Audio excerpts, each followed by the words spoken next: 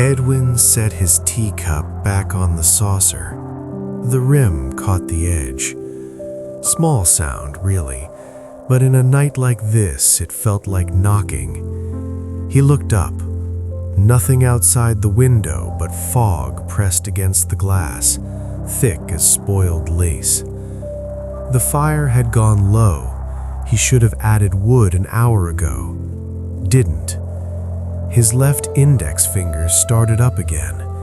That scar, the one that ran diagonal from tip to knuckle, 3 years old now, always itched before rain. He pressed his thumb into it as if he could push the whole memory back under the skin where it belonged. Piano wire, blood on ivory keys. The Scotland Yard lot had called it suicide. Edwin lifted his cup. Tea'd gone cold. Footsteps downstairs.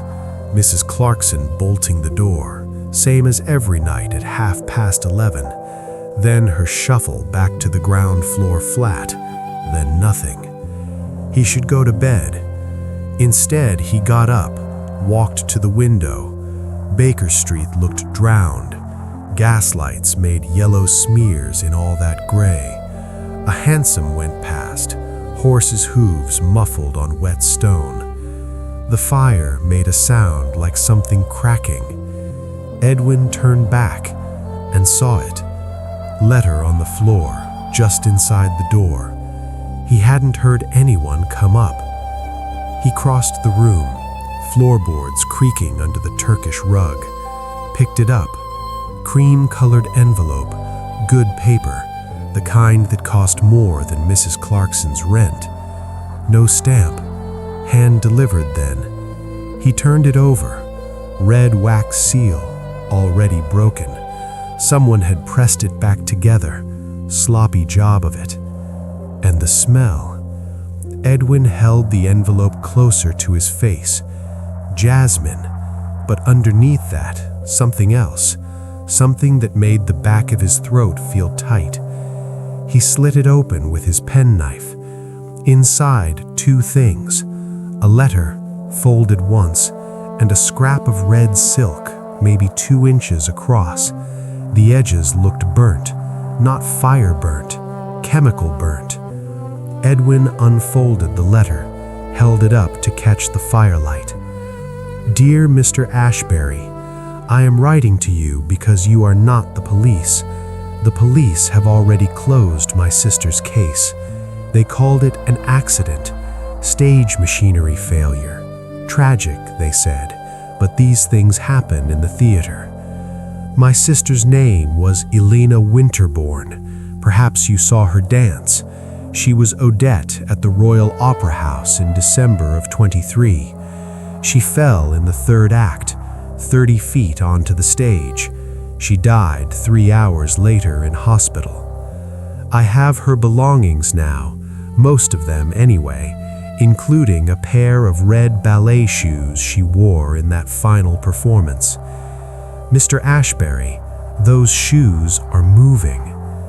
Edwin stopped reading, looked at the red silk in his other hand. Not silk, satin, ballet satin. He kept reading. I keep them on a shelf in my late father's study. The room stays locked. I am the only one with a key. I cannot walk, Mr. Ashbury. My knees have been bad since I was a girl. I use a chair with wheels. But every morning for the past 7 days, I unlock that door and find the shoes on the floor, and there is mud on them, fresh mud from the garden. Last night I heard something. It sounded like dancing. The 3rd act of Swan Lake, my sister's choreography. I think she is trying to tell me something. Please come to number 14, Kensington Gardens Square, tomorrow evening if you can. I will pay whatever fee you require. Yours in desperation, Margaret Winterbourne. Edwin read the letter twice. Different handwriting. The letter was in a tight, controlled script, neat as type, but the signature looped and sprawled, like someone else had signed it, or like the same person had signed it with a shaking hand. He set the letter on his desk, looked at the postmark on the envelope. 3 days ago, posted from Kensington. But she'd written, "Last night I heard something." So either she'd written the letter 3 days ago and only just sent it, or she'd backdated the envelope, or she was lying about when she'd heard the dancing. Edwin picked up the scrap of red satin again, rubbed it between his thumb and finger. The burnt edge left a faint grey residue on his skin. He lifted it to his nose. Jasmine, yes, but the other smell was clearer now. Acetone, or something close to it, the kind of thing you'd use to strip varnish or clean oil paint, or... The fire went out. Just like that. No sputter, no fade. 1 second there was light, the next there wasn't.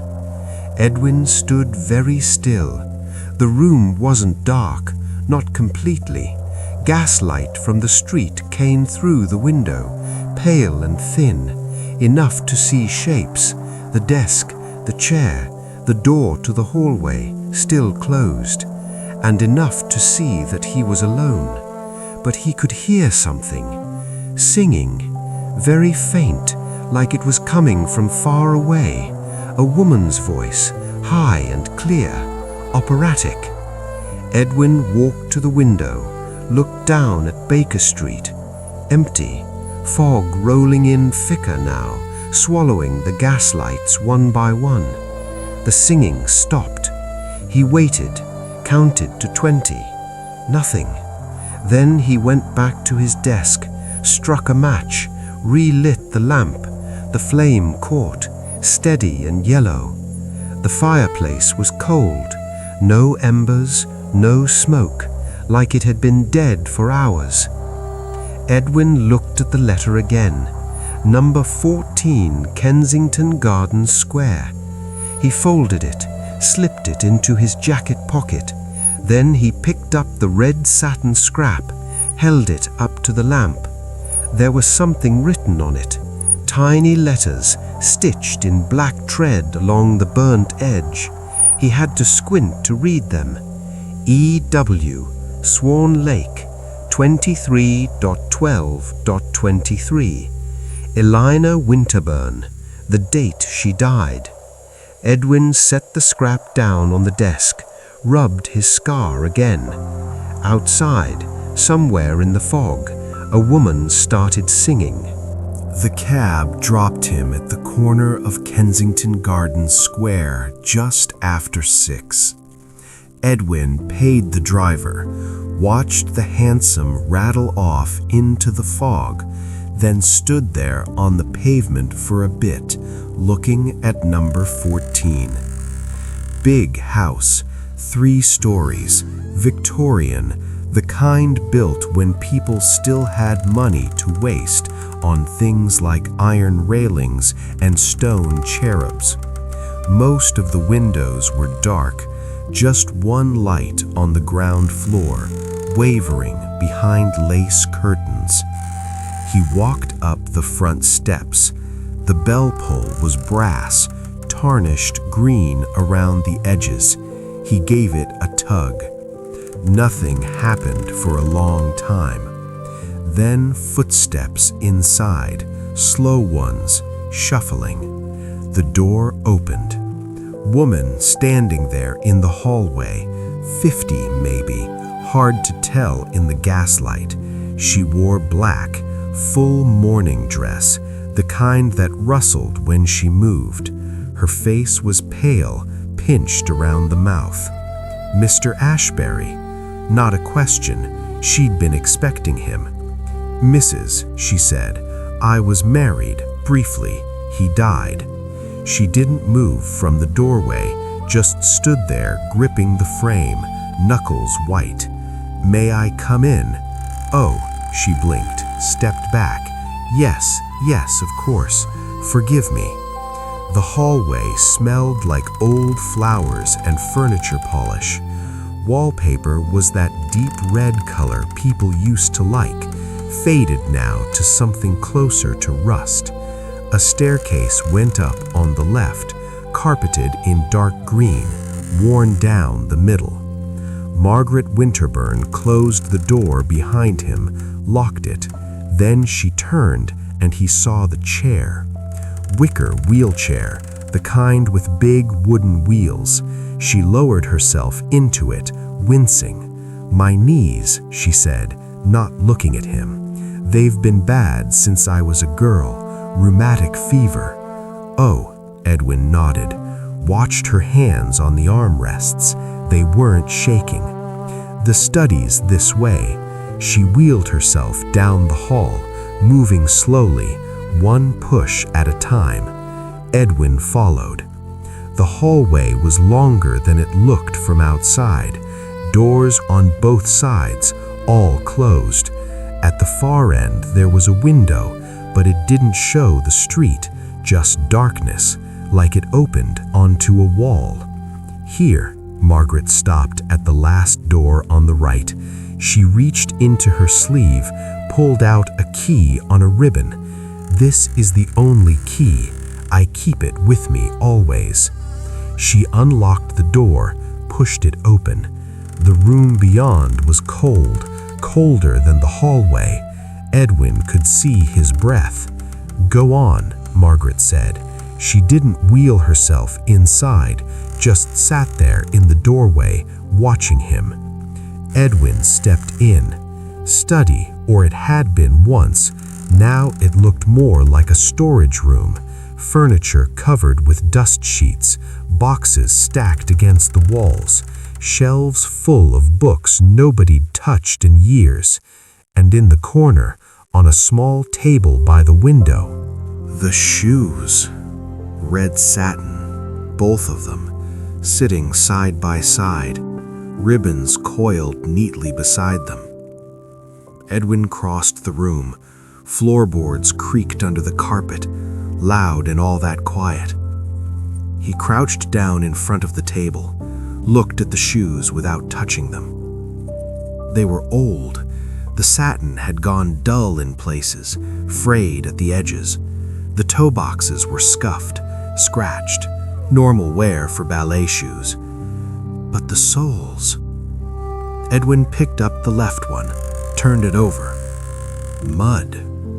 Fresh mud, still slightly damp, black, the kind you'd find in a garden with bits of organic matter in it. He could smell it, earthy, rich. He set it down, picked up the right shoe. Same thing, mud on the sole, but the pattern was wrong. Edwin frowned, turned the shoe this way and that in the gaslight from the hallway. The mud wasn't evenly distributed. It was concentrated in specific areas, the ball of the foot, the heel, but not the arch. Like someone had walked in them, but not danced. "You see," Margaret's voice came from the doorway, thin, strained. "I told you." Edwin didn't answer. He was looking at the toe box now, the inside of it. Scratches. Not on the outside where you'd expect wear. Inside, like something had been clawing at the satin from within. He set the shoe down carefully, stood up. "When did you last come in here?" he asked. "This morning, 7:30, same as every morning." "And the shoes were like this?" "Yes." "You're certain you locked the door last night?" "I lock it every night at 10 o'clock. I check it twice." Edwin looked around the room. There was only one window. He walked over to it, examined the frame. Locked from the inside, latch looked old but functional, no sign it had been forced. He knelt down, looked at the gap between the window and the sill. Narrow, very narrow, maybe half an inch. But there was something. Edwin pulled out his handkerchief, reached into the gap, drew out a few strands of something dark. Hair? No, not hair. Fur. Do you have a dog? He asked. Silence behind him. He turned around. Margaret was staring at him, face gone even paler. We did, she whispered. Basil. He was Elena's, a retriever. She adored him. Was? He's still here, downstairs, in the kitchen. He's old now, 14. He barely moves anymore. Edwin stood up, held out the fur. This is fresh. Margaret's hands tightened on the wheelchair arms. That's impossible. Basil can't climb stairs anymore. His hips are bad. He sleeps in the kitchen. The door is closed. Edwin looked at the fur again. Dark brown, coarse. Then he looked back at the shoes, at the mud, at the scratches inside the toe box. I'd like to see the garden, he said. Margaret didn't move. Now, he added. She swallowed, nodded. Through the back, she said. But Mr. Ashbury, it's dark. I brought a torch. She turned her wheelchair around, started back down the hallway. Edwin followed, the strands of fur still in his handkerchief. The hallway seemed longer on the way back, and colder, and somewhere above them, from the upper floors, a sound, very faint, like someone walking. No, like someone dancing. Margaret stopped her wheelchair. Did you hear that? She whispered. Edwin didn't answer. The sound came again, rhythmic, deliberate. 1, 2, 3, 1, 2, 3. Waltz time. Then it stopped. Margaret's breathing had gone fast and shallow. That's the third act, she said. That's Elena's choreography. Edwin looked up at the ceiling. Nothing but shadows. But he could feel something. A change in the air, like the house was holding its breath. The back door stuck. Margaret had to ram her wheelchair against it twice before it opened. Wood swollen from all the damp. Cold air hit Edwin's face, smelled like wet earth and rotting leaves. There's a lamp by the step, Margaret said. She hadn't come outside, just sat there in the doorway, silhouetted against the kitchen gaslight. Edwin found the lamp, old oil one. Wick needed trimming, but it'd do. He lit it, held it up. The garden wasn't large, maybe 30 feet across, enclosed by a brick wall on 3 sides. The house made the 4th.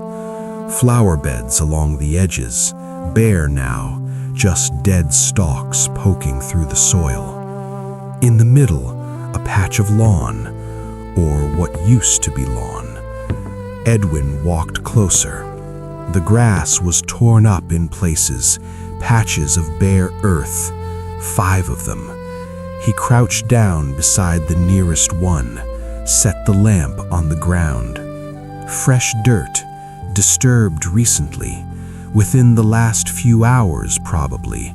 The soil was still loose, hadn't had time to settle. He looked at the shape of it, not random, deliberate. Someone had dug here, or something. Edwin pushed his hand into the loose soil, felt around. Nothing in the first hole. He moved to the second one. Same thing, just disturbed earth. The third hole was deeper. His fingers hit something solid about 6 inches down. He dug it out. Metal box, small one, tin, rusted at the corners, the kind you'd keep tobacco in. Edwin stood up, brushed the dirt off it. "What is it?" Margaret called from the doorway. He didn't answer yet. The box had a lid, fitted tight. He worked his fingernails under the edge, pried it open. Inside, a letter, folded small, paper yellowed, damp at the edges, and underneath it, a small glass vial. Edwin held it up to the lamplight. Liquid inside, dark, almost black, about an inch of it. The cork stopper was still in place, sealed with wax. He set the vial down carefully in the grass, unfolded the letter. Handwriting, shaky, like whoever wrote it had been ill or frightened. "If someone finds this, that means I'm already dead." Edwin's breath caught. "My name is Elena Winterbourne. I dance at the Royal Opera House, or I did. I don't think I'll dance much longer. Someone is poisoning me. I know how that sounds, like something from a penny dreadful, but it's true. It started 3 months ago, after I refused RV. He proposed. I said no. He didn't take it well. At first, it was just weakness, tired all the time. Then the cramps started, in my legs, my hands, getting worse. I found powder in my stage makeup, white powder. I had it tested. The chemist said it was extract of oleander, poisonous. I confronted RV. He laughed, said I was hysterical, said all dancers are hysterical. But I'm not mad. I'm dying. My muscles don't work properly anymore. I can barely stand in point. Last week, I fell during rehearsal. Just fell, like my legs forgot how to hold me. I'm writing this because I know what's going to happen. He'll make it look like an accident, a fall, equipment failure, something dancers do all the time.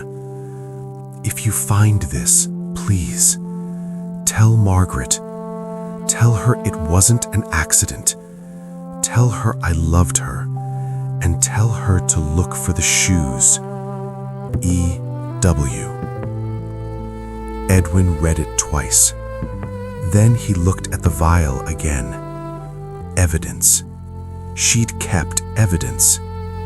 "Mr. Ashbury," Margaret's voice was shrill now, frightened. "What did you find?" Edwin folded the letter, put it in his pocket. Then he picked up the vial and heard something behind him. Breathing, heavy breathing. He turned. Dog, big one, retriever, brown fur matted and gray around the muzzle. It stood at the edge of the light, watching him. In its mouth, the other red shoe. "Basil!" Margaret whispered from the doorway. The dog didn't move, just stood there, shoe dangling from its jaws. Edwin stayed very still. "How did he get out?" Margaret said. "The kitchen door was closed. I locked it." The dog took a step forward, then another. It walked past Edwin, didn't even look at him, went straight to the 4th hole, dropped the shoe, and started digging. Dirt flew up, scattering across the grass. The dog dug fast, methodical, like it knew exactly where to dig. "Basil, stop!" Margaret called. "Stop that!" The dog ignored her, kept digging. Deeper, deeper. Then it stopped, backed up, whined. Edwin moved closer, held the lamp over the hole. Something down there. White. He knelt, reached in, pulled it out. Another box, bigger than the first one. Wooden. Cigar box, maybe. The dog sat down, tail thumping against the ground. Edwin opened the box. Inside, papers, lots of them. Letters, all addressed to Elena Winterbourne, all signed the same way. Yours always, R.V. Edwin picked up the top one, scanned it. Love letter, obsessive one. My darling Elena, I saw you dance tonight. You were perfection. You are always perfection. Why won't you see me? Why won't you answer my letters? We belong together. You know we do. I can give you everything. A house, security. You wouldn't have to dance anymore. You could be mine. Only mine. Edwin set it aside, picked up another, angrier. You're making a mistake, refusing me. Do you think you'll dance forever? Do you think your body won't fail you? I could protect you, but you're too proud, too stupid. And the last one? Edwin's hands went cold reading it. If I can't have you, no one will. You'll see. You'll all see. He looked up. Margaret had wheeled herself to the threshold, as close as she could get without leaving the house. Who is R.V.? Edwin asked. She didn't answer for a long time. Then, Roger Van Horn, she whispered. He was a banker, very wealthy. He courted Elena for months. She kept refusing him. Where is he now? Dead, Margaret said. Car accident, 6 months after Elena died. The police said he was drunk, drove his motor car into the Thames. Edwin looked back at the letters, at the vial of poison, at the dog sitting there in the dirt, tail still wagging. Basil knew, he said quietly. What? He knew where she buried these. He's been trying to dig them up for 3 years. Margaret's face crumpled. She told him, she whispered. Before she died, she must have told him. Basil was always with her, always. He was there the day she buried them. The dog whined, looked at Edwin, then at the 5th hole. It got up, walked over to it, started digging again. There's more, Edwin said. He stood, followed the dog. This hole was in the corner, right up against the brick wall. Basil dug for a full minute, then stepped back, sat down, looked at Edwin. Edwin knelt, reached into the hole. His fingers touched something hard, cold. He pulled it out. Music box. Small one. Enamel. Painted with swans. The kind you'd keep on a dressing table. He turned the key on the bottom. The lid popped open. Music started. Tinny. Broken in places, but unmistakable. Swan Lake. 3rd act. The exact same rhythm he'd heard upstairs. Margaret made a sound. Half sob, half gasp. That was hers, she said. Elena's. She kept it in her dressing room, at the opera house. I thought it was lost. Edwin looked inside the box. No jewelry, just a photograph. Small one. 2 women. Sisters. One in a ballet costume, one in a plain dress, both smiling. On the back, written in the same shaky handwriting as the letter. Margaret, if anything happens to me, remember I love you. Find the shoes, they'll show you everything. Edwin closed the music box. The melody stopped. The garden went quiet.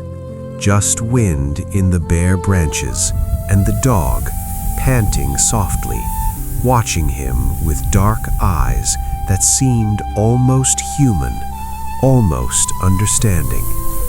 She planned it, Edwin said, all of it. She knew she was going to die, so she left you a trail. Margaret was crying now, silent tears running down her face. The shoes, she whispered. Basil's been bringing them out here every night, Edwin said, trying to show you, trying to make you understand. But the dancing, Margaret said, upstairs, we both heard it. Edwin looked up at the house, at the dark windows on the upper floors. Did we? He said quietly. A pause. Then from inside, from somewhere above the kitchen, footsteps, clear, deliberate. 1, 2, 3. 1, 2, 3. Margaret's hand flew to her mouth. Mr. Ashbury. Edwin set the music box down, picked up the lamp. Stay here, he said. Don't.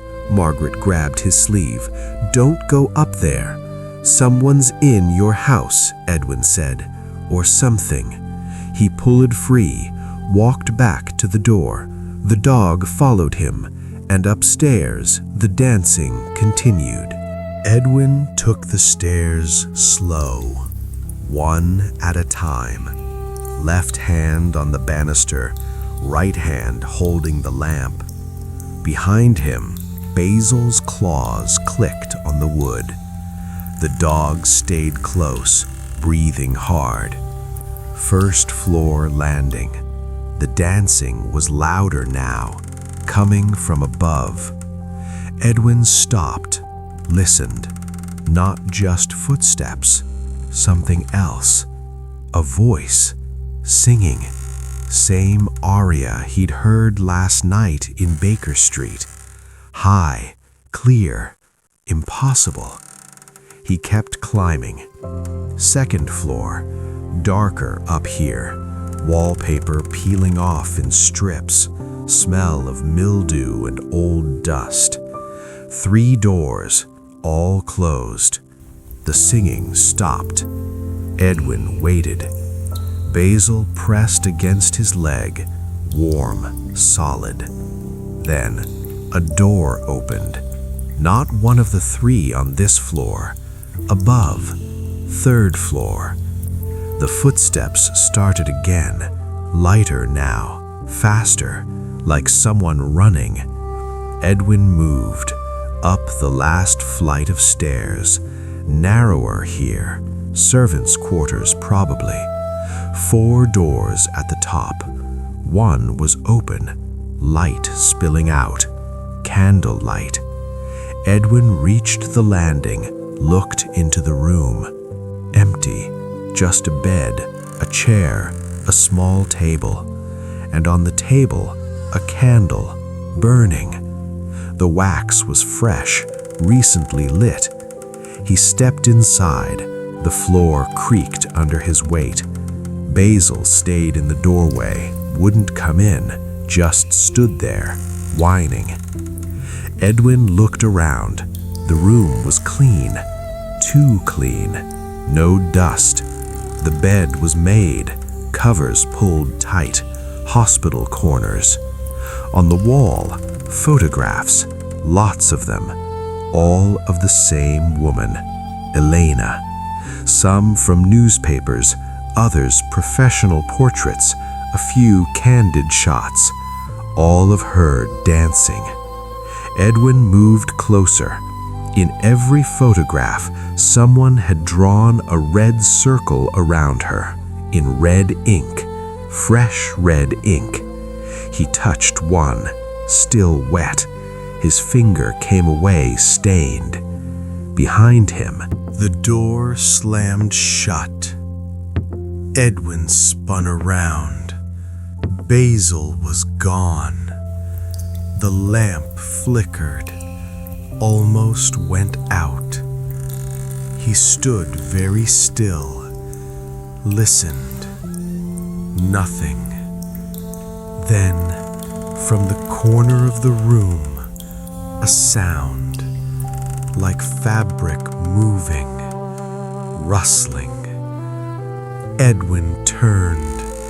The corner was empty, but something was different.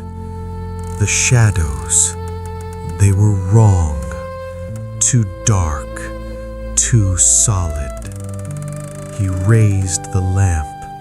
The shadows didn't move, didn't change, like they weren't shadows at all, like they were something else. "Who's there?" Edwin said. His voice sounded flat in the small room. No echo, no answer. He took a step forward. The shadows seemed to pull back, contract. "I know you're here," he said. A pause, then a voice. "Do you?" Female, right behind him. Edwin turned fast. Nobody there, just the photographs on the wall. Elena's face over and over. All those red circles. "What do you want?" he said. Silence. Then the voice again, closer this time. "Justice." Edwin's hand tightened on the lamp. "Elena's dead," he said. 3 years now. "I know. Then what are you? What do you think I am?" Edwin didn't answer. He was looking at the photographs again, at the red ink, at the dates written beneath each one. All from 1923, all from the last 3 months of Elena's life. "You knew her," he said. Silence. "You were there," he continued, "at the opera house.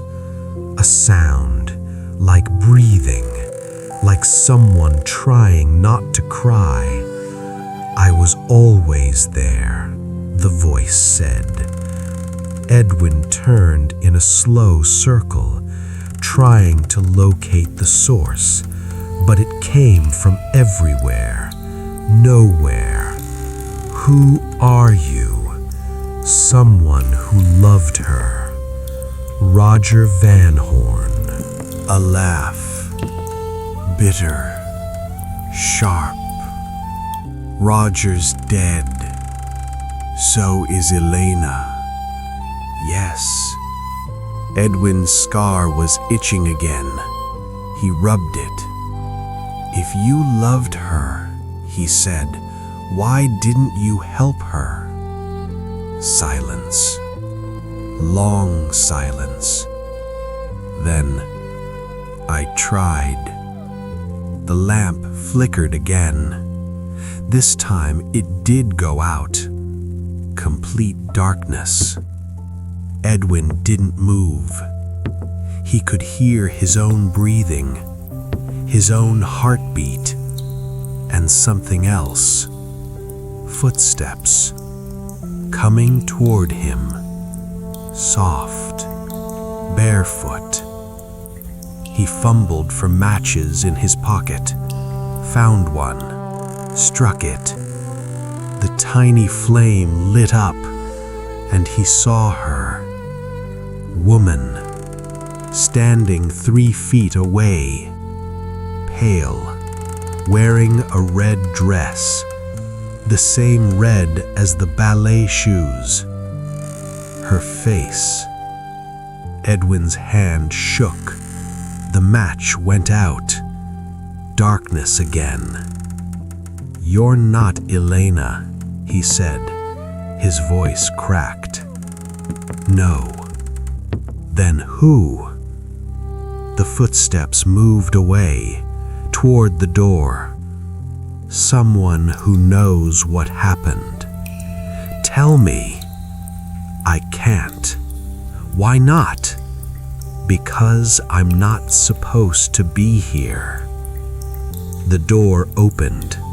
Light from the hallway spilled in, but nobody was there. Edwin struck another match. The room was empty. He crossed to the door, looked out. The hallway was empty too. No, not empty. At the far end, by the stairs, a figure. Red dress, blonde hair. She stood with her back to him. "Wait," Edwin called. She didn't turn, just started down the stairs. Edwin followed, ran, but she was fast. By the time he reached the stairs, she was already on the second floor. He took the steps 2 at a time, nearly fell, caught himself on the banister. Second floor. She was already going down to the first. Edwin kept after her. His lamp was still upstairs, just moonlight now, coming through the windows, enough to see her ahead of him, that red dress, floating, like she wasn't quite touching the ground. First floor.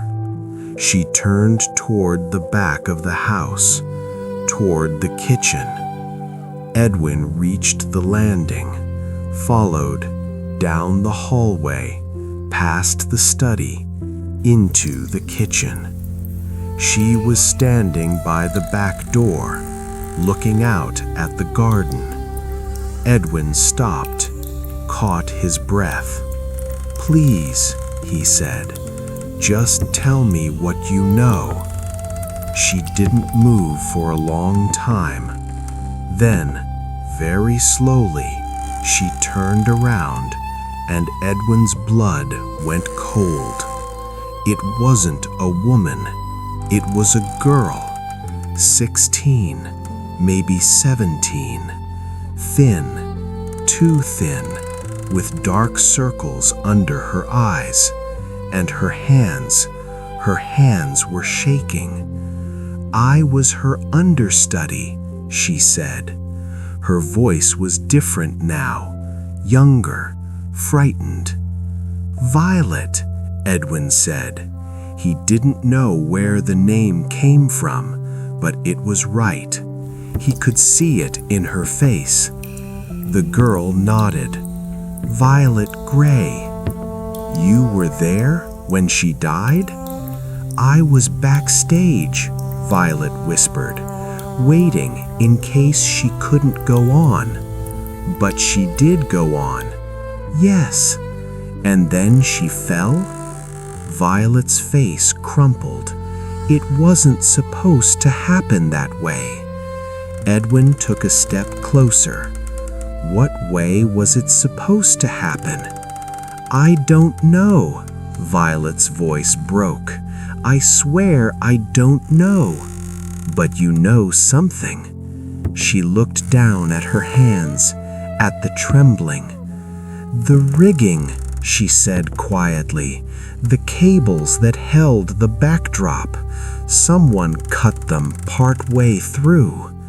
Edwin went very still. "How do you know that?" "Because I saw the frayed ends after. They weren't torn, they were cut." "Did you tell anyone?" "I tried." Violet looked up, tears on her face. "I told the stage manager.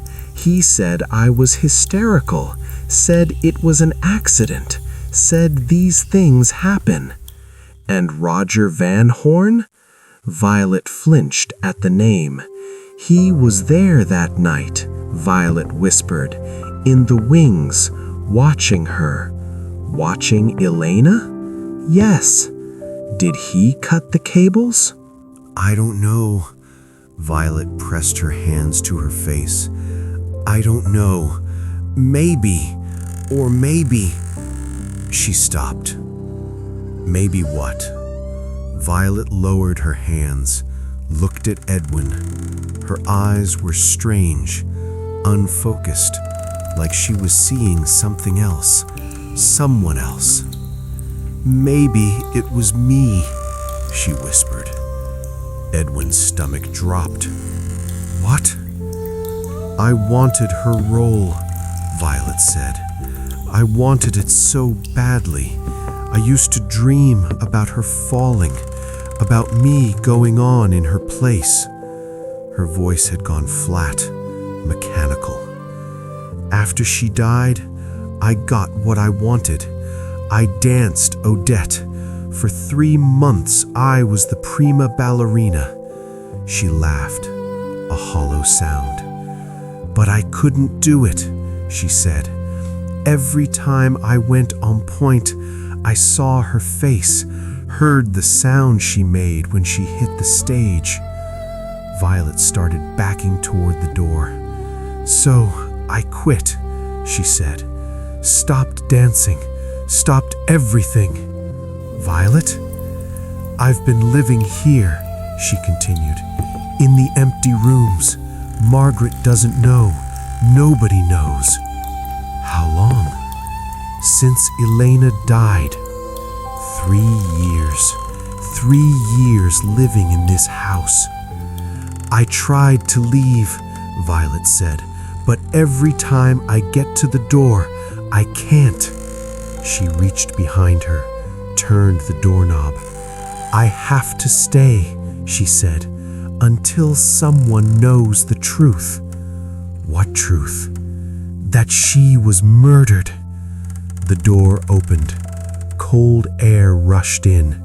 Violet stepped backwards into the garden, into the darkness. Wait! Edwin moved forward, but she was already gone. He reached the doorway, looked out. The garden was empty, just Basil sitting by the holes, looking up at the house. Edwin turned back. The kitchen was silent, but on the table, something he hadn't noticed before. A small card. He picked it up. Royal Opera House, Corps de Ballet, violet gray. The edges were worn, stained, like someone had been carrying it for years. Edwin turned it over. On the back, written in the same red ink as the photographs, I'm sorry. I'm so sorry. I didn't mean to. His hands had started shaking. He looked at the back door, still open, wind blowing in, making the curtains move. And upstairs from the 3rd floor, the sound of crying, soft, broken, real. Edwin didn't sleep that night. He went back to Baker Street around 3 in the morning, sat at his desk, stared at the evidence he'd brought back. The vial of poison, the letters from Roger Van Horn, the music box, Violet Gray's card. He kept turning that card over in his hands. I'm sorry. Sorry for what? For wanting Elena's role? For not stopping the murder? Or for something else? When the sun came up, he was still sitting there. Mrs. Clarkson knocked around 8.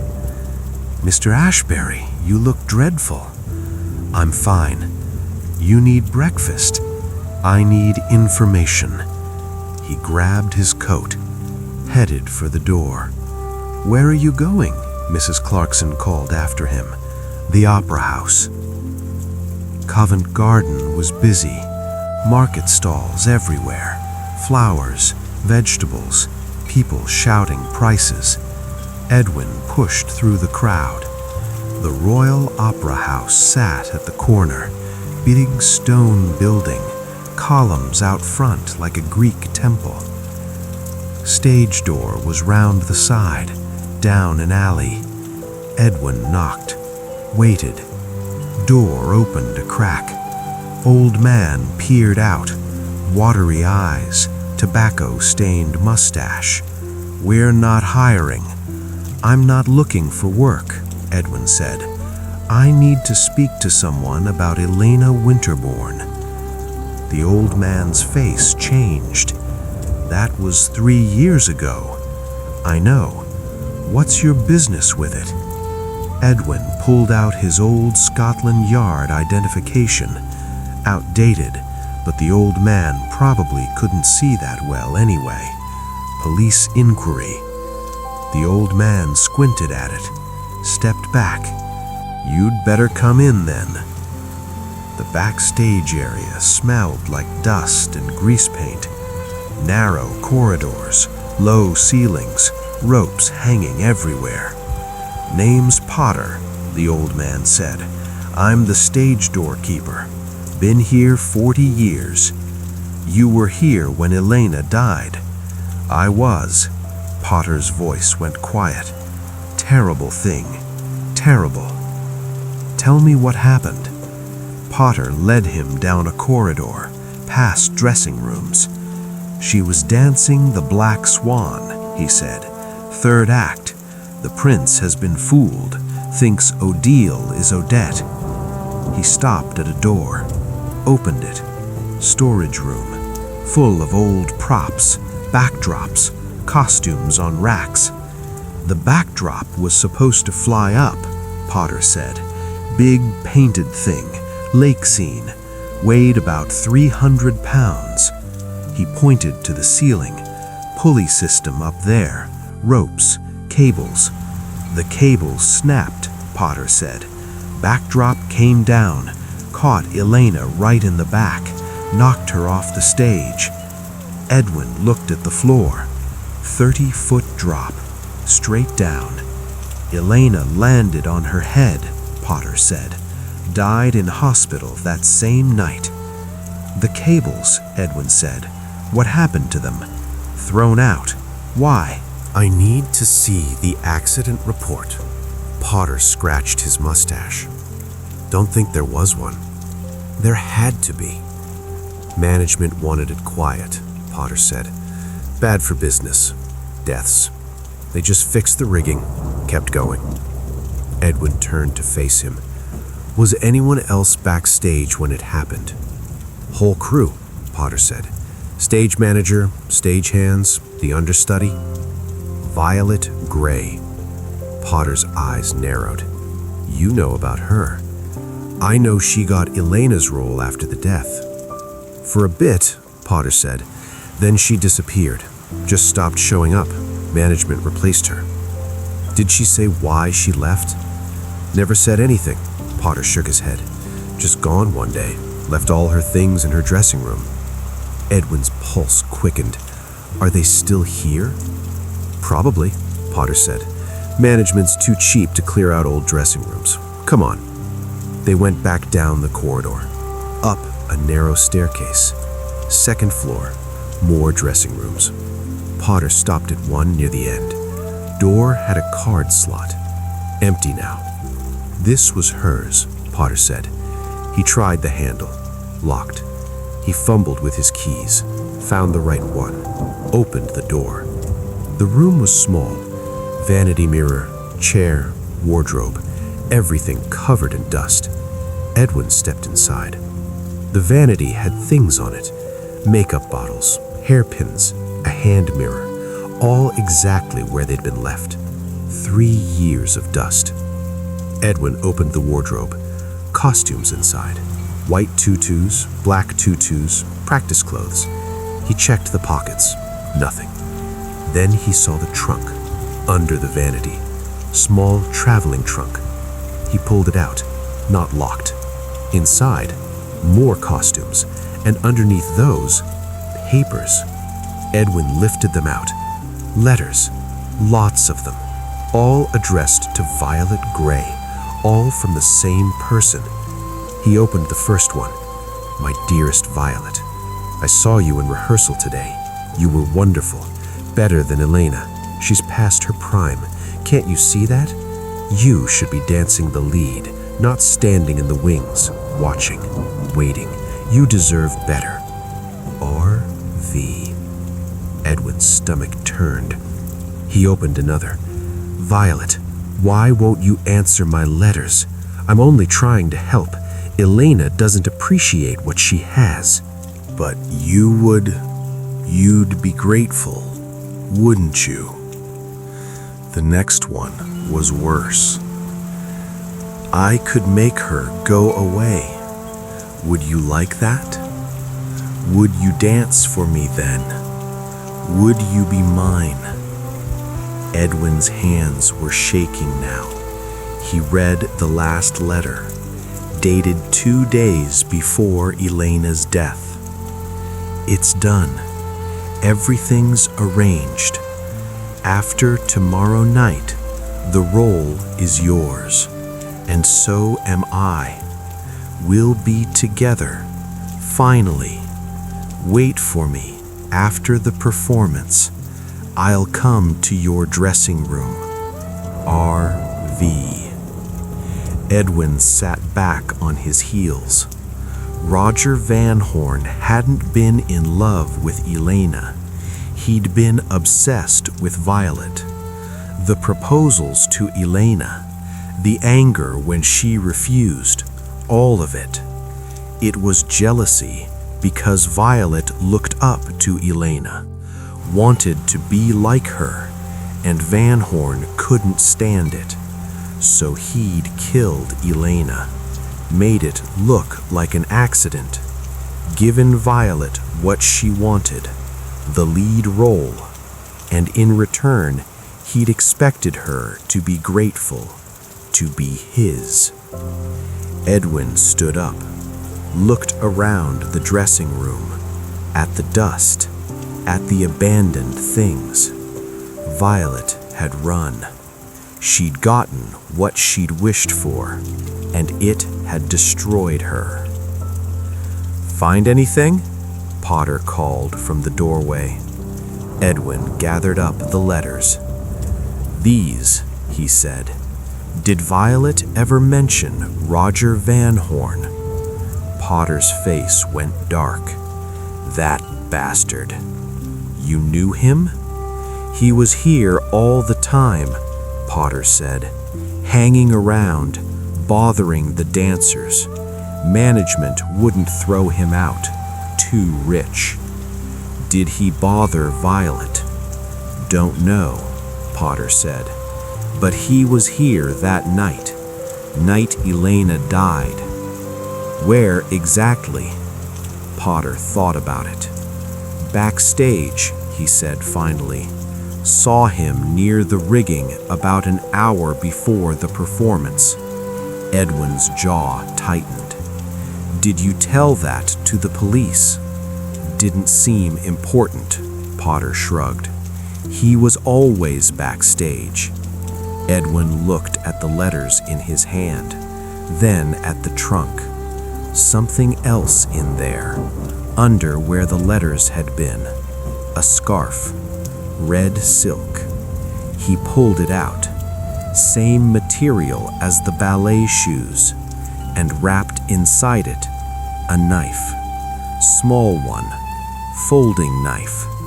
The blade was dull, but there were fibers stuck to it, dark fibers, like rope or cable. Edwin held it up to the light. Potter, he said quietly, what color were the cables that broke? Black, Potter said, thick black cables. Why? Edwin didn't answer. He was staring at the knife, at the fibers. Violet had known. She'd known what Van Horn was planning. Maybe she'd even watched him do it, cutting part way through the cables, weakening them so they'd snap at just the right moment. And she'd kept the knife, hidden it. Couldn't bring herself to throw it away. Couldn't bring herself to tell anyone, because that would mean admitting that she'd let it happen. "Mr. Ashbury," Potter's voice sounded far away. "You all right?" Edwin wrapped the knife back in the scarf, put it in his pocket with the letters. "I need to find Violet Gray," he said. "Good luck with that," Potter said. "Nobody's seen her in 3 years." Edwin thought about last night, about the girl in the red dress, living in Margaret's house, hiding, haunting, unable to leave. "I know where she is," he said. He left the opera house around noon, went to a telephone box on the Strand, called Scotland Yard, asked for Inspector Morrison, old colleague, one of the few who'd still talk to him. "Edwin?" Morrison's voice crackled down the line. "Thought you were done with police work." "I need information," Edwin said. "Roger Van Horn died in 1924, car accident." "I remember. Drove into the Thames, drunk. Was there an investigation?" Pause. Papers rustling. "Not much of one," Morrison said. "Open and shut. Why?" "Humor me," Edwin said. "Who identified the body?" More rustling. "Nobody," Morrison said. "Car went into the water. Took 2 days to get it out. The body was, well, you know." "So how did they know it was him?" "Car was registered in his name, and he'd been missing for 2 days. Left a note at his house." Edwin's grip tightened on the phone. "What kind of note?" "Suicide note," Morrison said. "Said he couldn't live with what he'd done." "What he'd done?" "Didn't specify," Morrison said. "Why are you asking about this?" Edwin didn't answer. He was thinking. Van Horn had killed Elena, expected Violet to be grateful, but she'd run instead, disappeared. And 6 months later, he'd driven into the Thames, left a suicide note. Or someone had wanted it to look like suicide. "Edwin?" Morrison's voice cut through. "What's this about?" "I'll call you back," Edwin said. He hung up. Stood there in the phone box. Rain starting outside, tapping on the glass. Violet had the knife, the evidence, and she'd disappeared the same time Van Horn did. What if she hadn't just run? What if she'd... Edwin pushed out of the phone box, started walking, fast, back toward Kensington. He needed to talk to Violet again, get the truth, all of it. Because if she'd killed Van Horn, if she'd been living in that house for 3 years, hiding from the police, hiding from herself, then Margaret was in danger. Edwin reached Kensington Garden Square just after 2.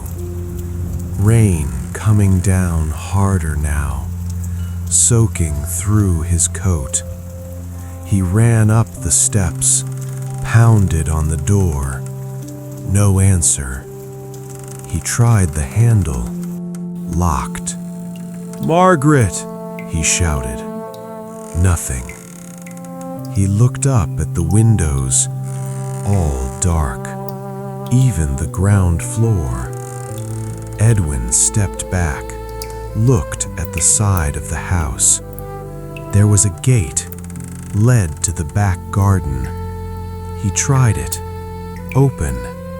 He went through, down the narrow passage between the house and the wall, came out in the garden. The back door was hanging open, swinging in the wind. Edwin's stomach dropped. He ran to it, looked inside. "Margaret!" His voice echoed in the empty kitchen. He stepped in, water all over the floor, fresh water. From the rain or from something else? The kitchen table was overturned, chairs scattered, signs of a struggle. Edwin moved through to the hallway. "Margaret!" he called again. Nothing. He started toward the stairs, then stopped. Sound from the study, scraping, like something being dragged. Edwin crossed to the study door. It was ajar. He pushed it open. The room was dark, just gray light from the window, but he could see someone kneeling on the floor by the table where the shoes had been. "Violet," Edwin said. The figure didn't move. Edwin stepped closer. "Where's Margaret?" Still nothing. He could see better now. It was Violet. Same red dress, soaking wet, hair plastered to her face. She was digging at the floorboards, fingernails scraping, pulling. "Violet," Edwin said again. She looked up. Her face, Christ, cuts all over it, fresh ones, like she'd been clawing at herself. "She knows," Violet whispered. "Who knows?" "Margaret." Edwin crouched down, slowly. What does she know? Violet went back to the floorboards, pulled one up. It came away with a crack. Underneath, dirt, and something wrapped in cloth. Violet reached in, pulled it out, unwrapped it. A hammer. Old one, claw hammer. The head was stained, dark brown, rust. Or, that's not rust, Edwin said quietly. Violet looked at it, her hands shaking. "No," she whispered. Edwin's mouth went dry. "What did you do?" Violet set the hammer down, very carefully, like it might explode. "He came to my dressing room," she said, "after the performance, after Elena." Her voice was flat, dead. "He was so pleased with himself," she continued, "kept saying we could be together now, that he'd done it for me." Edwin didn't move. "I asked him what he meant," Violet said, "and he told me about the cables, how he'd cut them, how he'd timed it perfectly." She looked up at Edwin, eyes empty. "He said it was a gift." "So you killed him?" Violet laughed. Horrible sound. "I tried to leave," she said. "That night, I packed my things, but he followed me, wouldn't let me go." She picked up the hammer again, turned it over in her hands. "He grabbed me," she said I owed him, that we had an agreement." "Where did this happen?" "Here," Violet whispered. "In this house." Edwin's blood went cold. "Margaret's house?" "She wasn't here," Violet said quickly. "She was at hospital with Elena's body. The house was empty." "How did Van Horn know?" "He'd been watching," Violet said. "Knew Margaret would be gone all night. Thought it was perfect. We could use Elena's bed. He actually said that." She started crying, silent tears. "I hit him," she said, "with this. Found it in the kitchen. Hit him once, twice. I don't remember how many times." Edwin's scar was burning now. He pressed his thumb into it. "Where's the body?" Violet pointed down, at the floor, at the space under the boards. "I buried him," she said, "right here. Dug all night. By the time Margaret came home, I'd put everything back." Edwin looked at the floorboards, at the small gap where Violet had pulled one up. "The car," he said. "The suicide note? I forged it," Violet said. "He'd sent me enough letters. I knew his handwriting. Then I drove his car to the Thames, made it look like he'd jumped." She wiped her face, smearing blood. "I thought it was over," she said. "I thought I could leave, but every time I tried, I couldn't." "So you stayed? In the empty rooms?" Violet nodded. "Margaret never comes upstairs. Her knees. I'd hear her at night, in her wheelchair, moving around the ground floor." "And the shoes?" Edwin said. "The dancing." Violet's face crumpled. "I wanted her to know," she sobbed, "about Elena, about what really happened, but I couldn't tell her, couldn't speak to her." "So you moved the shoes?" "I put them outside at night," Violet said, "in the garden. Basil would find them, bring them back covered in mud. I thought if she saw them enough times, she'd start asking questions." "And the music box?" Edwin said. "The letters?" "I buried them," Violet said, "where Elena told me to, before she died. She knew about Van Horn, about the poison. She made me promise, if anything happened to her, I'd tell Margaret." Violet looked down at the hammer. "But I couldn't," she whispered, "because telling her about Elena meant telling her about Roger, and telling her about Roger meant—" She stopped. Edwin finished for her. "Meant telling her you'd killed him and buried him under her house." Violet nodded. She looked like a child, small, broken. "Where's Margaret?" Edwin asked again. Violet's eyes went wide. "She came in," she said, "this morning, found me here. I was trying to dig him up, move him. I don't know." "What did she do?" "She screamed," Violet said, "fell out of her wheelchair. I tried to help her, but she saw the hammer, the blood." "Where is she now?" "Upstairs," Violet whispered. "She locked herself in the bedroom. Won't come out, won't answer." Edwin stood up, fast, headed for the stairs. "Mr. Ashbury," Violet called after him. He didn't stop. Took the stairs 2 at a time. First floor. "Margaret!" he shouted. No answer. He tried the bedroom doors. All unlocked, all empty. Second floor. Same thing. Then he heard it from the 3rd floor. Crying. He kept climbing. Reached the top. 4 doors. One was closed, light coming from under it. Edwin crossed to it. Tried the handle. Locked. "Margaret," he said. "It's Edwin Ashbury. Open the door." The crying stopped. Silence. Then her voice. "She killed him." "I know." "In my house," Margaret's voice broke. "She killed him and buried him in my house." "She was protecting you," Edwin said. "Protecting me?" Margaret laughed, hysterical. "Of what?" "Of Van Horn," Edwin said. "He would have come after you next, after he killed Elena." "How do you know that?" "Because he was obsessed," Edwin said, "with control, with possession. He killed your sister because she wouldn't be his. He would have killed you for the same reason."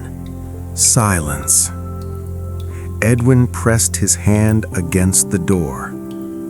"Margaret," he said quietly, "Violet's been living here for 3 years, trying to protect you, trying to tell you the truth about Elena. By haunting me," Margaret said, "by being too afraid to do anything else." A long pause. Then the lock clicked. The door opened. Margaret sat on the floor, back against the wall. She looked exhausted. "Is she still down there?" she asked. "Yes." "Are you going to arrest her?" Edwin thought about it, about the hammer, about Van Horn's body under the floorboards, about 3 years of Violet living in the shadows, unable to leave, unable to confess. "I'm not with Scotland Yard anymore," he said. Margaret looked up at him. "But you were." "I was." "So what are you going to do?" Edwin didn't answer right away. He looked around the room, Violet's room, the photographs of Elena on the wall, the red circles, the candles, a shrine, or a prison. "I'm going to help her," he said finally. "Help her?" Margaret's voice rose. "She murdered someone." "She killed a murderer," Edwin said. "There's a difference. The law doesn't think so. The law isn't always right." Margaret stared at him. "You'd let her go?" "I'd give her a choice. Turn herself in, face trial, or disappear, properly this time. Leave London, start over." "And the body?" Edwin looked at the floor, at the boards beneath his feet. "We bury it somewhere else," he said. "Tonight, all of us, and we never speak of it again." Margaret was quiet for a long time. Then, "What about Elena? What about her? Does she get justice?" Edwin thought about the letters, the poison, the cut cables, all the evidence. "She gets the truth," he said. "We can take what I found to the papers, Van Horn's letters, Elena's testimony. The police might reopen the case, officially. But Van Horn's dead." "Yes," Edwin said, "but his name won't be. Everyone will know what he did, what he was." Margaret looked down at her hands. "That's not justice." "No," Edwin agreed, "but it's something." She was quiet again. Then she pulled herself up, using the wall, standing. Edwin realized she wasn't in her wheelchair. "Your knees," he said. Margaret looked at him. "I lied," she said quietly. Edwin waited. "They hurt," Margaret continued, "but I can walk. Have been able to for years. She stopped. "You just didn't want to," Edwin finished. She nodded. "After Elena died," she said, "I didn't see the point. She was the one who danced, who moved. I was just there." She took a step, limping but walking.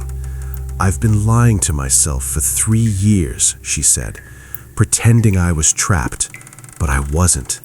I was hiding." She looked at Edwin, "Just like Violet."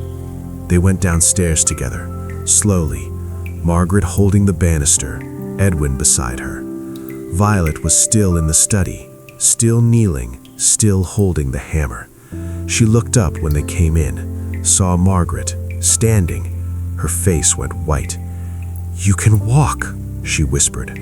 Margaret nodded, crossed the room, knelt down beside her. They looked at each other.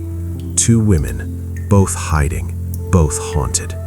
Then Margaret reached out, took the hammer, set it aside, and pulled Violet into her arms. Violet collapsed, sobbing, great heaving sobs, 3 years of grief, of guilt, of fear, all coming out at once. Margaret held her, rocked her. "It's all right," she whispered. "It's all right." Edwin looked away, gave them privacy, walked to the window. Rain had stopped, sky clearing, late afternoon sun breaking through the clouds. Behind him, the women cried together, for Elena, for themselves, for everything they'd lost. Edwin touched his scar, thought about the pianist, the one who'd cut his hand. Suicide, that's what Scotland Yard had ruled, but Edwin had never believed it. Too many questions, too many inconsistencies. He'd pushed too hard, and they'd pushed him out, told him to let it go, move on, but he never had. "Mr. Ashbury," Margaret's voice pulled him back. He turned, Both women were standing now. Violet's face was blotchy, eyes red, but calmer. "We've decided," Margaret said. Edwin waited. "We're going to do it," Margaret continued. "Tonight, move the body, bury it properly." "And then?" Edwin asked. Margaret looked at Violet. "And then she's leaving," Margaret said. "I have family in Scotland, a cousin. She runs a boarding house in Edinburgh. Violet can stay there. Start over." Violet nodded. "Thank you," she whispered. To Edwin, to Margaret, to both of them. Edwin looked at the floor, at the loose board. "We'll need shovels," he said. They waited until dark. Edwin sat in the kitchen with Margaret. Violet had gone upstairs to pack what little she had. Margaret made tea, hands shaking as she poured. "I can't believe I'm doing this," she said. Edwin didn't answer. He was looking at Basil. The dog lay by the back door, head on his paws, watching them. "He knew," Margaret said, following Edwin's gaze. "About the body, that's why he kept digging." "Dogs can smell death," Edwin said. "Even old death, even through floorboards." Margaret set down the teapot. Sat. "Do you think she's telling the truth?" she asked. "About what happened?" "Yes." "How can you be sure?" Edwin looked at her. "Because she stayed," he said. "If she'd killed him in cold blood, planned it, she'd have run, left the country, but she couldn't leave, couldn't get past what she'd done." Margaret was quiet. "Then, what if someone finds out?" "They won't. But if they do, then you knew nothing," Edwin said. "Violet was a lodger. You rarely saw her. She kept to herself. When the police came asking, you told them everything you knew, which was nothing. And you?" "I was hired to investigate the shoes," Edwin said. "I found evidence that Elena was murdered. I gave it to the police. That's all." Margaret wrapped her hands around her teacup. "My sister died because of that man," she said quietly. "Yes. And now we're protecting the woman who killed him." "Yes." She looked up. "Does that make us criminals?" Edwin thought about it. "Probably." Margaret almost smiled. Almost. 11 o'clock. Edwin went to get the tools. He'd sent a boy earlier to fetch a cab, had it waiting around the corner. Now he walked to the garden shed, found 2 shovels, old ones, wooden handles worn smooth. He carried them back to the house. Margaret and Violet were in the study. The floor was already torn up, 3 boards removed, dark space beneath. Edwin set down the shovels, lit a second lamp. "How deep?" he asked. 4 feet, Violet said, her voice hollow. "Maybe 5. Edwin looked at Margaret. She'd changed clothes. Dark dress, practical, hair tied back. "You don't have to help," he said. "He's in my house," Margaret said. "I'm helping." Edwin nodded, handed her a shovel. Then he knelt, lowered himself into the hole. The space under the floor was cramped. Stone foundation, dirt floor. Smell of earth and decay. Edwin started digging. Careful, methodical. Margaret worked above, scooping out the dirt he loosened, passing it to Violet, who carried it outside in buckets. They worked in silence, just the sound of shovels, breathing, footsteps. After an hour, Edwin's shovel hit something soft. He stopped. "Found him," he said. Margaret went very still. "Are you sure?" "Yes." Edwin kept digging, around the edges, exposing. The body was wrapped in cloth, old curtains maybe, wrapped tight, tied with rope. The fabric had rotted in places. Edwin could see. He looked away. "We need to get him out," he said. "How?" Margaret's voice was thin. "I'll lift," Edwin said. "You pull." It took 20 minutes. The body was heavy, dead weight. Edwin had to climb out, reach back in, grab the bundle under the arms, heave. Margaret pulled from above. Violet helped. Finally, they got it up, onto the floor. The three of them stood there, looking at it. Nobody spoke. Basil came to the doorway, sniffed, whined, backed away. "We should go," Edwin said finally.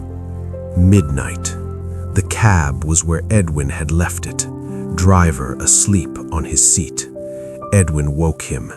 "Got a delivery," Edwin said, handed him £5. The driver looked at the money, at Edwin. "What kind of delivery?" "The kind you don't ask about."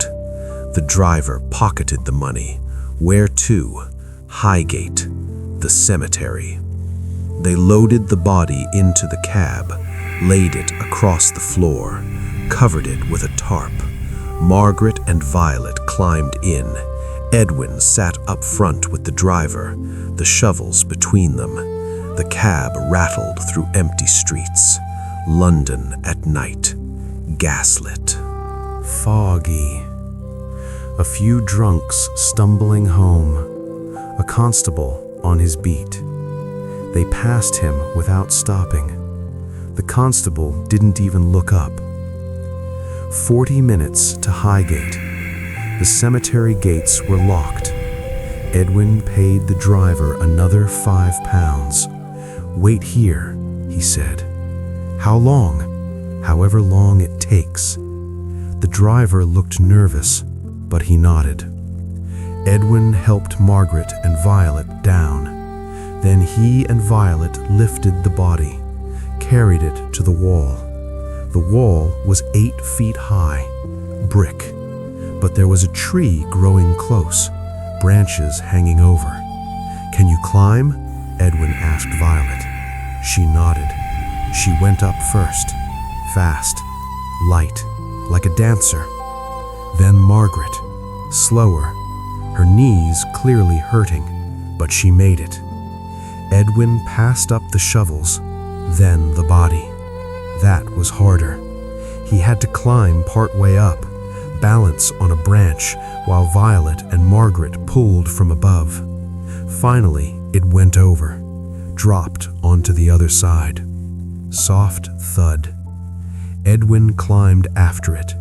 They were in. The cemetery was huge, acres of graves, monuments, mausoleums, all silent, all dark. "Where?" Margaret whispered. Edwin looked around. "Somewhere old," he said, "where the ground's been disturbed before, where one more body won't be noticed." They walked, carrying the body between them, Edwin and Violet, Margaret following with the shovels. Deep into the cemetery, past Victorian angels, past weathered crosses, past tombs with names worn away. Finally, Edwin stopped. Old section, graves from the 1700s, ground uneven, sunken in places. "Here," he said. They set the body down, started digging. The ground was softer here, already disturbed, settled. They dug for an hour, taking turns. When the hole was 6 feet deep, Edwin climbed out. they lowered the body.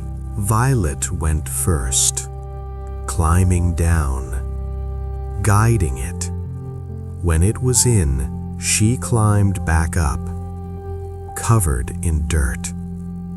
They stood there, looking down. "Should we say something?" Margaret asked. Edwin shook his head. "He doesn't deserve words." Margaret nodded, picked up her shovel, started filling the hole. They worked until the grave was level, then scattered leaves, broken branches, made it look old, undisturbed. When they were done, Edwin stepped back, looked at it. You couldn't tell, wouldn't know. Just another forgotten corner, another anonymous grave. "It's done," he said. They climbed back over the wall. The cab was still waiting, driver smoking, nervous. "Let's go," Edwin said. They rode back in silence. Dawn was coming, sky going gray. By the time they reached Kensington, it was almost light. Edwin paid the driver, watched him go, then turned to the women. Violet looked exhausted, pale, swaying on her feet. "You should sleep," Edwin said.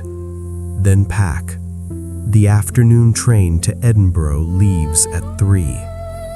Violet nodded, started toward the house, then stopped, turned back.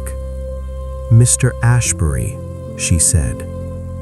Edwin waited. "Thank you," she whispered.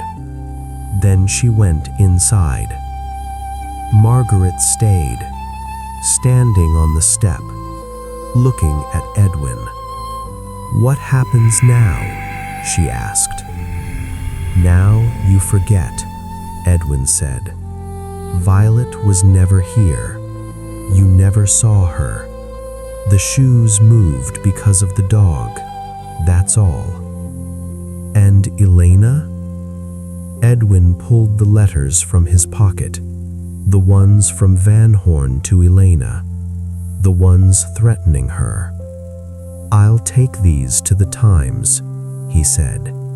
"They'll print it, the story, Van Horn's obsession, the murder.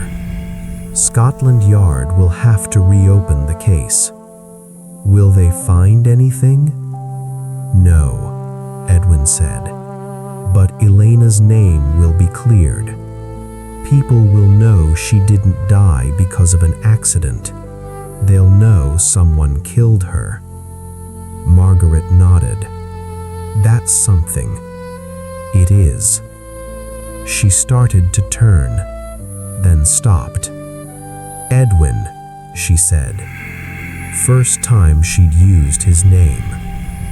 "What happens to you?" Edwin looked down at his hands, at the dirt under his nails, at the scar on his finger. "I go back to Baker Street," he said. "Take on another case. Keep going. That's all. That's enough." Margaret studied his face. "You've done this before," she said. Not a question. Edwin didn't answer. "Helped someone," Margaret continued. "Someone who did something wrong for the right reasons." Edwin thought about the pianist, about the blood on the keys, about what he'd found, what he'd hidden. "Yes," he said quietly. "Why?" "Because sometimes the law isn't justice," Edwin said. "Sometimes justice is knowing when to look away." Margaret nodded, understood. "Goodbye, Edwin," she said. "Goodbye, Margaret." She went inside, closed the door. Edwin stood there for a moment, then turned, walked away. Behind him, the sun was coming up, painting the sky red, like ballet shoes, like blood, like endings and beginnings. Edwin reached Baker Street just after 7. Mrs. Clarkson was already up, sweeping the step. She looked at him, at his muddy clothes, his dirty hands. "You look dreadful," she said. "I know." "Case finished?" "Yes." "Good or bad?" Edwin thought about Violet, about Margaret, about Elena's story finally being told. "Both," he said. He went upstairs, washed, changed, sat at his desk. The red satin scrap was still there, from the first letter. E.W. Swan Lake, 23/22/23. Edwin picked it up, held it to the lamp, then opened his drawer, took out a small wooden box. Inside, other things: a broken watch, a ticket to the theater, a photograph, a piece of piano wire, all from cases, all from moments when he'd chosen, when he'd decided what was justice, what was mercy, what was right. He placed the red satin inside, closed the box, put it back in the drawer. Then he picked up his pen, started writing. A letter to the Times. "Dear Editor, I am writing to you regarding the death of Miss Elena Winterbourne, prima ballerina, murdered December 23rd, 1923. I have evidence." He wrote for an hour, detailed everything: the letters, the poison, the cables, Roger Van Horn's obsession, his guilt. When he was done, he sealed it, addressed it, set it aside to post. Then he leaned back, closed his eyes, and finally slept. 3 weeks later, Edwin sat in his usual chair, reading the Times. The story had run. Front page: Ballet star's death no accident. Evidence revealed murder plot. They'd printed everything: Van Horn's letters, Elena's testimony from the music box letter, the chemist's report on the oleander. Scotland Yard had been forced to reopen the case. Not that it mattered. Van Horn was dead. Convenient. But the public didn't care about that. They cared about the story, the obsessed banker, the beautiful dancer, the tragic death. It sold papers. Edwin folded the Times, set it aside. His finger was itching again. Rain coming. He rubbed the scar, stopped. There was a letter on his desk. Arrived this morning, postmark from Edinburgh. He'd been avoiding it. Now he picked it up, opened it. "Dear Mr. Ashbury, I am writing to tell you I arrived safely. Margaret's cousin has been very kind. She asks no questions. I have found work at a dress shop, sewing. My hands remember, even if I've forgotten how to dance. I read about the article, about Elena. Thank you for giving her the truth, even if I couldn't. I think about that night often, in the cemetery. I keep expecting to feel something. Relief, maybe, or regret. But I feel nothing. Just empty. Is that normal? Does it get better? I don't know why I'm asking you. You're not a priest or a doctor, but you understood when nobody else did.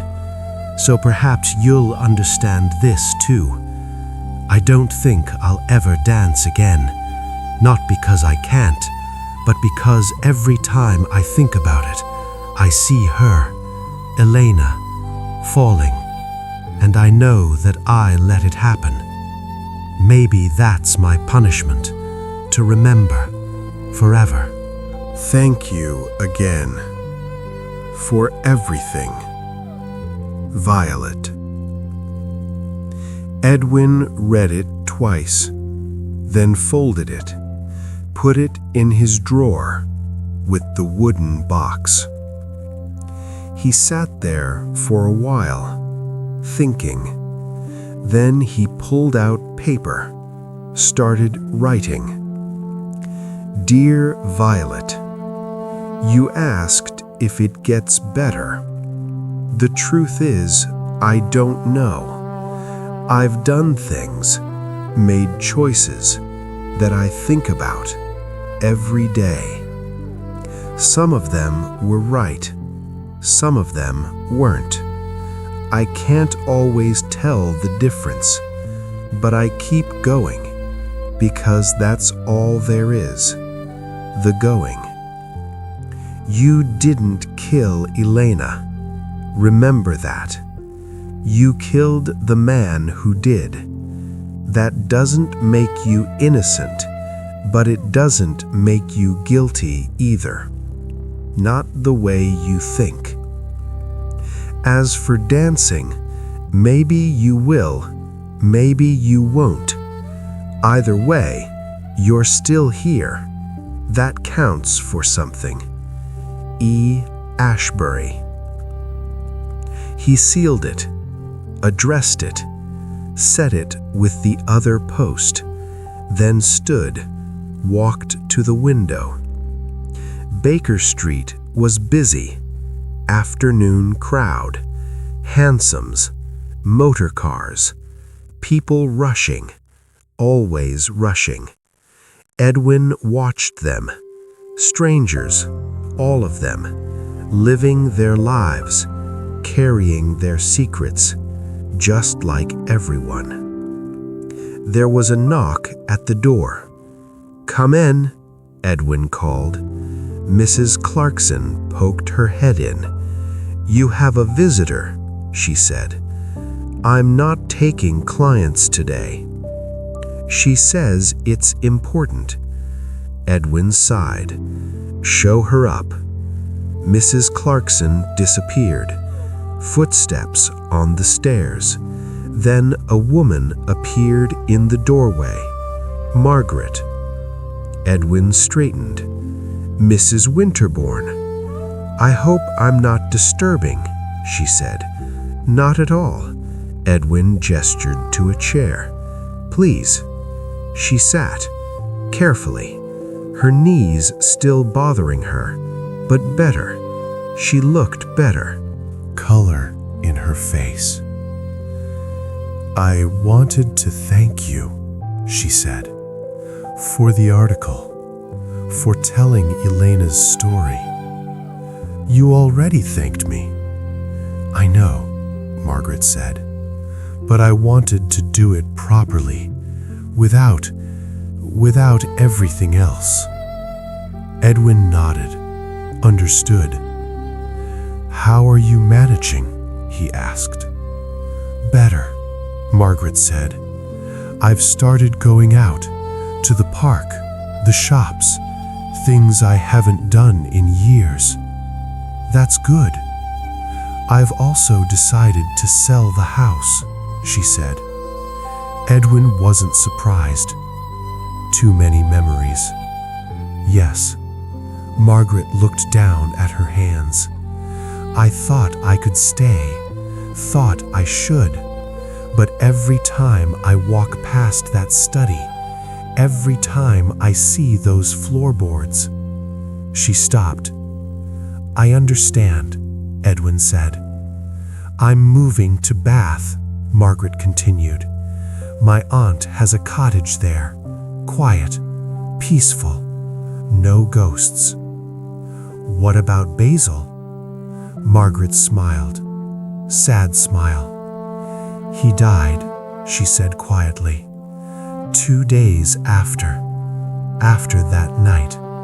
Just went to sleep, didn't wake up."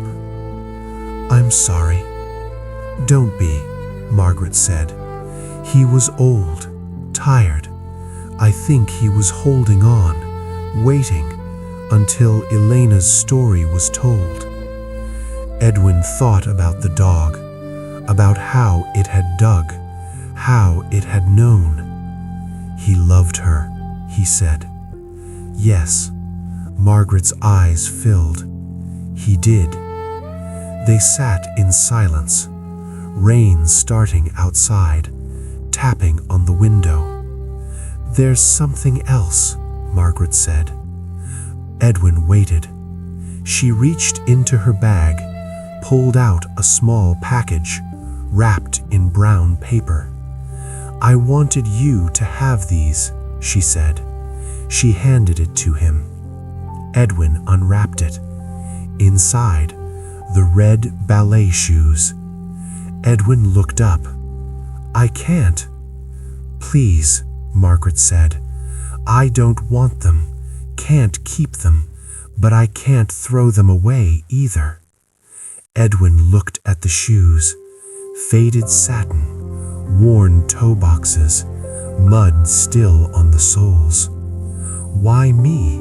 he asked. "Because you'll remember," Margaret said. "What they mean, what happened. You'll keep them safe." Edwin set them on his desk. "All right," he said. Margaret stood. "I should go."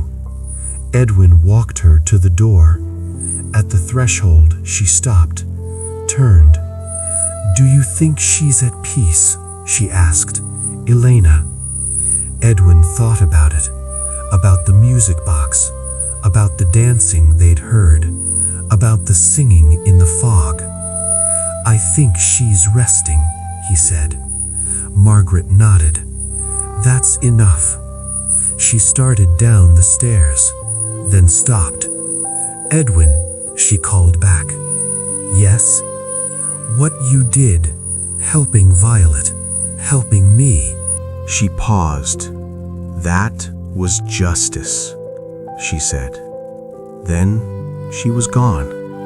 Edwin listened to her footsteps, descending, the front door opening, closing, then silence. He went back to his desk, looked at the shoes, picked one up, turned it over. The mud had dried, crumbling. He brushed it off. Underneath, the satin was still red, still beautiful, still haunted. Edwin set it down, opened his wooden box, placed both shoes inside, with the other things, the other ghosts. Then he closed it, locked it, put it back in the drawer. That night, Edwin couldn't sleep. He lay in bed, listening to the rain, thinking about Elena, about Violet, about Margaret, about justice, about mercy, about the difference. Around midnight, he got up, dressed, went downstairs. Mrs. Clarkson's flat was dark. He let himself out, walked.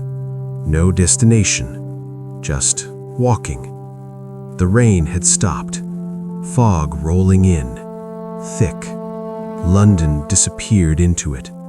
Buildings, streets, people, all gone. Just Edwin and the fog and his thoughts. He found himself at Covent Garden, outside the Royal Opera House. Dark now, closed, but he could see light, faint, from inside. He tried the stage door, unlocked. He went in.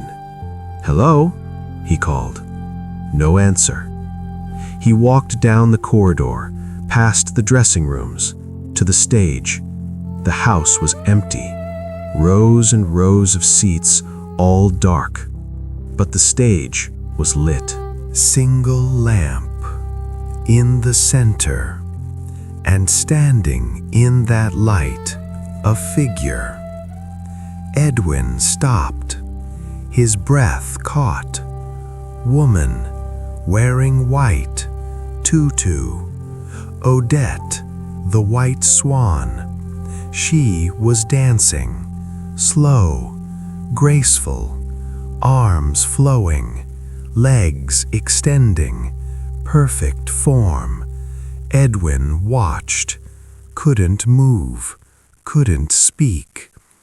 The dancer turned, saw him, stopped, and Edwin saw her face, young, beautiful, familiar, from the photographs.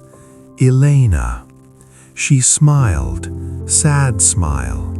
Then she raised her arms, began again. The third act, the betrayal, the heartbreak. Edwin watched her dance, watched her tell the story without words, just movement, just grace. When she finished, she stood, arms lowered, head bowed. Then she looked up, looked at Edwin. "Thank you," she said, her voice like music, like wind. "For what?" Edwin whispered. "For the truth." She took a step toward him. "I can rest now," she said. Edwin's throat was tight. "I'm sorry," he managed, "that I couldn't save you." Elena shook her head. "You saved my sister," she said. "You saved Violet. That's enough." She was fading, the light getting dimmer. "Wait," Edwin said, but she was already gone. Just the empty stage, just the single lamp, still burning. Edwin stood there for a long time. Then he turned, walked back, through the corridor, out the stage door, into the fog. The door closed behind him, locked. When he looked back, the light was out. Edwin reached Baker Street just before dawn. Mrs. Clarkson was up, making tea. "You're out early," she said. "Couldn't sleep. The case? It's finished." Mrs. Clarkson looked at him. Really looked. "Is it?" Edwin thought about Elena, about the empty stage, about the light going out. "Yes," he said. He went upstairs, sat at his desk. The wooden box was still there, in the drawer. He took it out, opened it.